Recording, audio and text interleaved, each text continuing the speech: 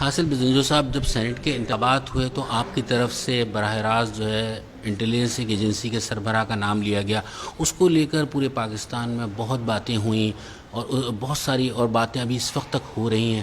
کیا وہ ٹھوس شواہد تھے جس کی بنیاد پر آپ نے دیکھا، محسوس کیا کہ جو انٹیلیجنس ایجنسی کے سربراہ ہیں وہ سینٹ کے انتخابات میں انہوں نے عمل دخل کہیں نہ کہیں ان کا ہے؟ دیکھیں، میں آپ کو عرض کروں کہ پاکستان میں ایک ٹریک ریکارڈ ہے. جنرل حمید گل، جنرل دورانی، آئی جی آئی، اصغر خان کیس، صرف میں نے نہیں، جو جج صاحب تھے جسے فارغ کیا گیا سپریم کورٹ کے، ہائی کورٹ کے، اسلام آباد ہائی کورٹ کے، اس کے الفاظ، خود جو مقدمہ اس وقت فائز عیسیٰ پہ چل رہا ہے، وہ کمنٹس اور وہ کلپس جو تحریک لبیک کے دھرنے میں چلے، میں سمجھتا ہوں کہ یہ بنیادی طور پہ وہ ایک بات کہتے ہیں، خدا تو کسی نے نہیں دیکھا ہے، بس کی قدرتیں نظر آتی ہیں. اب لہٰذا میرے اوپر 3 کیسز انہوں نے رجسٹر کی ہیں 3 مختلف عدالتوں میں، ایک گجرانوالہ میں، ایک باولپور میں اور ایک فیصل آباد میں. تو میں وہاں اپنی تفصیلی جواب دوں گا، ان کو عدالت کو ہی جواب دوں گا بجائے کہ میں بھی کمنٹ کروں، اور میں اپنی تفصیلی جواب بھی دوں گا اور اس جواب کو میں شائع بھی کروں گا. میں لوگوں تک بھی پہنچاؤں گا اس کو کہ میں نے کیا کہا ہے، میں نے کیوں کہا ہے، اور وہ کیا حالات تھے جو ہمیں یہ ان باتوں پہ مجبور ہوئی. ایک بیانیہ اس کے بعد یہ بھی آیا ہے کہ آصف علی زرداری صاحب نے سندھ حکومت کو بچانے کے لیے اپنے ہی ان کے سینیٹرز جو ہے سارے کام میں موجود تھے. آپ کے پاس کیا اطلاعات ہیں؟ دیکھیں جی، سب سے پہلے یہ خبر تو مجھ تک پہنچی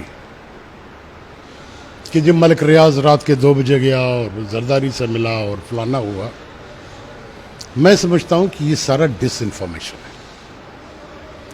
اگر ڈیل ہوتی کل کس پرسوں کس مشکل سے ہم نے آصف علی زرداری کے پروڈکشن آرڈر کروائے، وہ ہمیں پتہ ہے. تو مجھے کوئی نہ ریلیف نظر آ رہا ہے.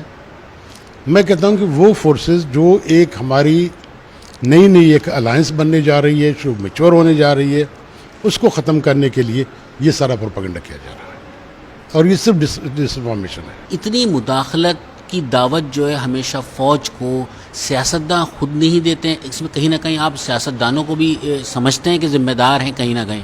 میں تو ان سیاستدانوں کو سیاستداں بننے کے تیار ہی نہیں ہوں جو اداروں کے ذریعے یا کسی اور سورس سے حکومت میں آتے ہیں.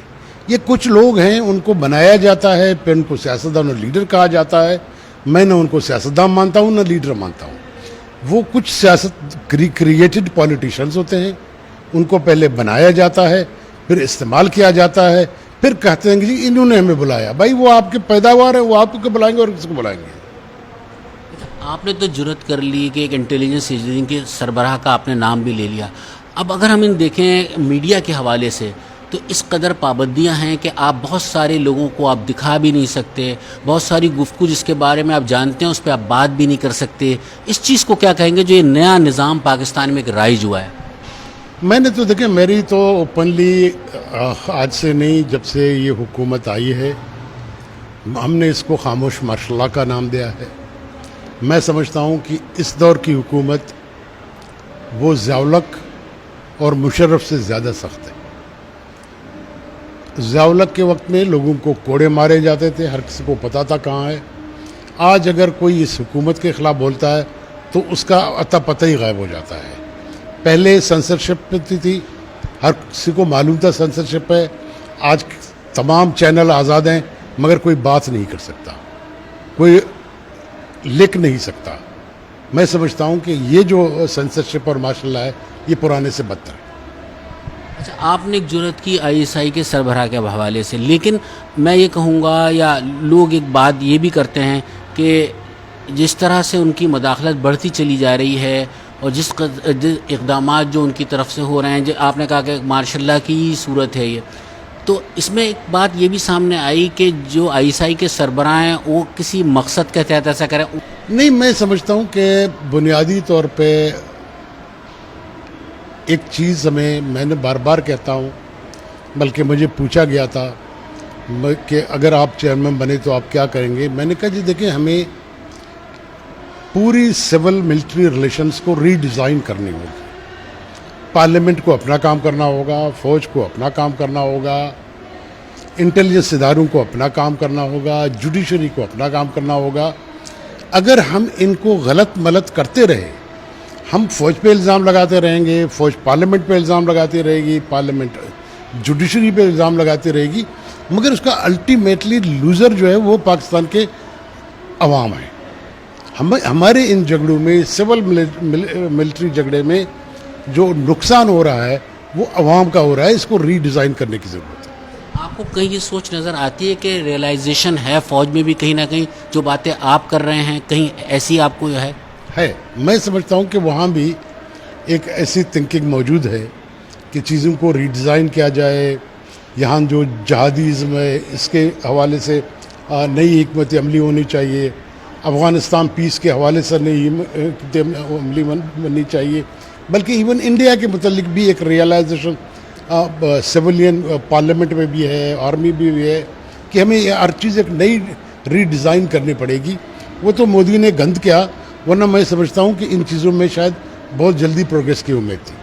آخر میں ایک چیز پوچھوں گا کہ آپ آنے والے دنوں میں جس قسم کے اقدامات دیکھنے میں آ رہے ہیں، گرفتاریاں مسلم لیگ نون کے لوگوں کی زیادہ ہو رہی ہیں، پیپلز پارٹی کے لوگوں کی ہو رہی ہیں، کیا دیکھ رہے ہیں آنے والے دنوں میں پاکستان میں جو سیاسی حالات ہیں؟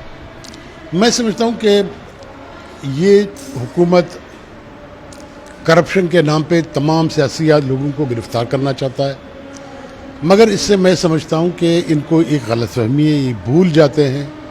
آپ جتنا بدنام کرنا چاہیں کریں، آپ جتنا تشدد کرنا چاہیں، جو سیاسی جماعتیں ہیں ان کی قوت میں اضافہ ہوتا ہے، کمی نہیں آئے گی.